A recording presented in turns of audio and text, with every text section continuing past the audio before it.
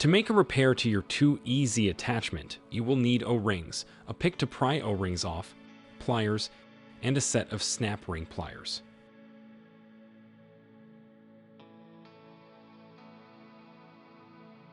Before removing the knobs, you can apply heat to each side to loosen up the glue, keeping it in place. Then, using 1 or 2 sets of pliers, you can unscrew the knobs from each side.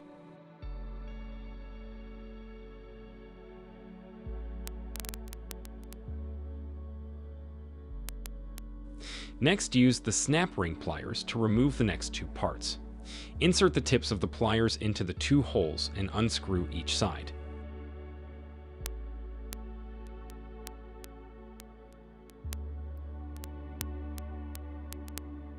Here is where you will have access to all of the O-rings.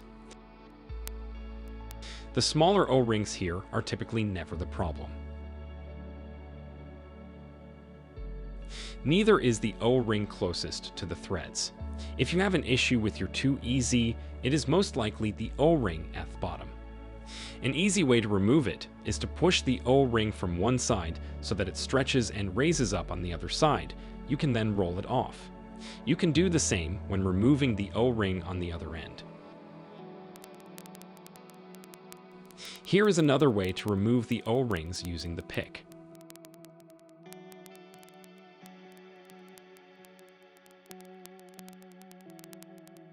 You can then grab your new O-ring or O-rings and easily put them on. It is not necessary to replace all O-rings, just replace the damaged O-ring.